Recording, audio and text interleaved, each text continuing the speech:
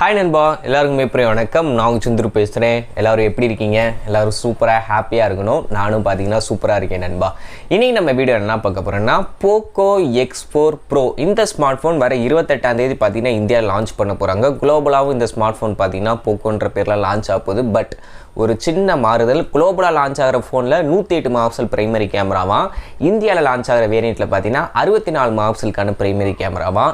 So நிறைய பேர் இது ஃபீல் பண்ணுற ஒரு விஷயமே கிடையாது. ஏன்னா நம்ம ஆல்ரெடி அந்த 108 மெகாபிக்சல் ரெட்மியோட Note 10 Pro, அப்புறம் 11 Pro, 11A ஹைப்பர் சார்ஜ் எல்லாத்துலேயுமே பார்த்துட்டோம். பெருசாக 108க்கு 64க்கும் வித்தியாசமே இருக்காது. ஸோ கவலையே பட தேவையில்லை. அதுவும் அது மிட்ரேஞ்ச் செக்மெண்ட்டில் வரும்போது அது 12 மெகாபிக்சலாக இருக்கட்டும், 48 இருக்கட்டும், 50 இருக்கட்டும், 108 இருக்கட்டும், பெரிய கம்பேர் பண்ணுற அளவுக்கு இது ஒர்த்து 108 மாசாக இருக்கும் அப்படிலாம் சொல்கிற அளவுக்குலாம் இருக்காது. 64 ஓகே. இப்போ இந்த டிசைன் வைஸ் பார்க்கும்போது ஆல்ரெடி நம்ம பழக்கப்பட்ட டிசைன் தான். என்ன பின்னாடி அந்த கேமராவை அப்படியே சதுரமாக முடிக்காமல் அப்படியே அந்த ஃபோனோட லாஸ்ட் வரைக்கும் இழுத்துட்டு போயிருக்காங்க. ஒரு கிளாஸ் மாதிரி இருக்குது. மற்றபடி இது ஆல்ரெடி நம்ம பார்த்த ரெட்மியோட Note 10 Proலேருந்து அதே கேமராலையும் மட்டும்தான் கொஞ்சம் பெருசாக நீட்டியிருக்காங்க. அவ்வளோதான், பெரிய வித்தியாசம் இல்லை. அடுத்து இந்த ஸ்மார்ட் ஃபோனை டிஸ்பிளேன்னு பார்க்கும்போது 6.7 inch full HD plus AMOLED display, 120 ஹெர்ட்ஸுக்கான ரெஃப்ரெஷ் ரேட்டு. இந்த ஸ்மார்ட் ஃபோன்லேயும் in display fingerprint scanner கிடையாது. பவர் பட்டன் தான் பார்த்தீங்கன்னா உங்களுக்கு ஃபிங்கர் பிரிண்ட் ஸ்கேனராகவும் ரியாக்ட் ஆக போகுது. ஸோ டிஸ்பிளே AMOLED கொடுத்துருக்காங்க, 120 ஹெர்ட்ஸ் ரெஃப்ரெஷ் ரேட்டும் இருக்கும்.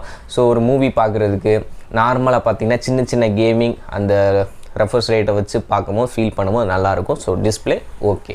பின்னாடி கேமரான்னு வரும்போது பார்க்குறதுக்கு 4 கேமரா மாதிரி தெரியும், ஆனால் 3 கேமரா தான். இந்தியாவில் 64 மெகாபிக்சல் பிரைமரி சென்சார், இதில் OS கிடையாது, ES மட்டும்தான். செகண்டரி பார்த்தீங்கன்னா எனக்கு தெரிஞ்சு அவங்க எந்த ஒரு போஸ்டர்லையுமே ஹைலைட் பண்ணல. 8 மெகாபிக்சல் அல்ட்ரா வைடாக இருக்கும். அப்புறம் 2 மெகாபிக்சல் பார்த்தீங்கன்னா மேக்ரோ சென்சார் கொடுத்துருப்பாங்க. இன்னொன்று ஏன்னு போட்டு வட்டம் போட்டிருக்காங்க. இன்னொன்று ஃப்ளாஷ் லைட்டு பார்க்குறதுக்கு 4 மாதிரி தெரியும், ஆனால் ஆக்சுவலாக 3 கேமரா தான். ஃப்ரண்ட் செல்ஃபிக்குன்னு பார்க்கும்போது 16 மெகாபிக்சலுக்கான செல்ஃபி கேமரா கொடுத்துருக்காங்க நண்பா. ப்ராசர்னு பார்க்கும்போது ஸ்னாப்ட்ராகனோட 695 5G ப்ராசர் யூஸ் பண்ணியிருக்காங்க. ஸோ இது 6 நானோமீட்டரில் செஞ்ச ப்ராசர், பவர் எஃபிஷியன்சி எல்லாமே நல்லா இருக்குன்னு சொல்கிறாங்க. ரியல் டைமாக வரட்டும் என்னன்றதை செக் பண்ணி பார்ப்போம்.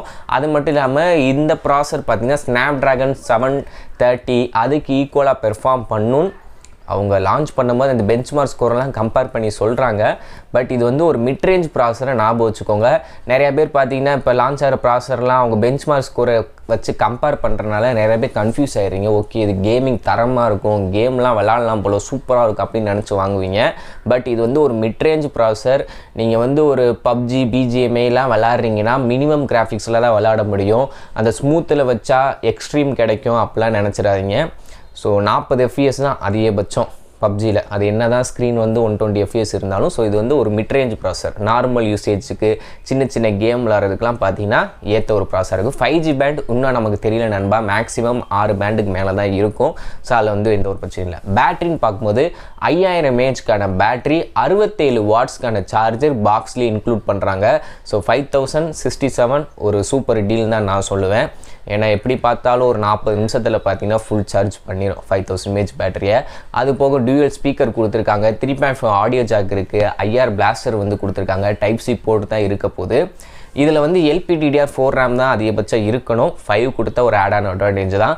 வேரியண்ட்டுன்னு பார்க்கும்போது 6GB 8GB 128 இந்த இது வரும் வாய்ப்பு இருக்குது. ஹைப்ரிட் சிம் ஸ்லாட் தான் கொடுக்க போகிறாங்க. இந்த ஸ்மார்ட் ஃபோன் வர 28ஆம் தேதி பார்த்தீங்கன்னா இந்தியாவில் லான்ச் பண்ண போகிறாங்க. இதோட ரேட்டு நான் கெஸ் பண்ணுறது என்னென்னா, ஆல்ரெடி ரெட்மியோட Note 11 Pro அந்த சீரீஸ்லாம் இருக்குது. இதுவும் அந்த 20000 ரூபா செக்மெண்ட்டுக்குள்ளே தான் வரணும். அதுக்கு மேலே போச்சுன்னா யாரும் இந்த ஸ்மார்ட் ஃபோனை வாங்காதீங்க. இப்போயே நான் சொல்லுவேன், 20000 ரூபாக்குள்ளே ஐரன் வேரியண்ட் இருந்துச்சுன்னா ஓகே. இல்லை பேஸே 20000 ஐரன் வேரியண்ட் அந்த 8 சப்போஸ் 256 கொண்டு வந்தாங்கன்னா தயவு செஞ்சு 20000 ரூபாய்க்கு மேலே இந்த ஸ்மார்ட் ஃபோனுக்கு இன்வெஸ்ட் பண்ணாதீங்க. இது அந்தளவுக்கு ஒர்த்து இருக்காது. ஏன்னா ஆல்ரெடி மார்க்கெட்டில் இந்த 695 வச்ச ஏகப்பட்ட ஃபோன்ஸு இதை விட கம்மியான ரேட்டே வரும். 16 அந்த நம்ம ஐக்கு Z6லாம் நம்ம சொன்னோம்ல, அதுவும் இதே ஸ்பெக் தான். கொஞ்சம் டிசைன் மட்டும் பழசு மாதிரி தெரியும். மற்றபடி அதுவே ஒரு ஒர்த்தான ஸ்மார்ட் ஃபோன் தான். 20000 ரூபாய்க்குள்ளே இருந்தால் வாங்க, இல்லாட்டி வேணாம். நமக்கு அடுத்தடுத்த ஸ்மார்ட் ஃபோன் வந்துக்கிட்டே இருக்கும். So Poco X4 Pro already X3 Pro ப்ராசர் 860 கொடுத்து கேமிங் கான்சன்ட்ரேட் பண்ணி லான்ச் பண்ணாங்க. பெர்ஃபார்மன்ஸ் நல்லா இருந்துச்சு. X4 Pro இந்த 5Gயை கான்சன்ட்ரேட் பண்ணி மிட்ரேஞ்ச் ப்ராசரை கொடுத்து நம்மளை மூளைக்கு செலவே பண்ணுறாங்க, வேற ஒன்றும் இல்லை. ஓகே நண்பா, மேற்கொண்டு இது போன்ற ஒரு சூப்பரான வீடியோவில் சந்திக்கிறேன். அதுவரையும் நன்றி, வணக்கம்.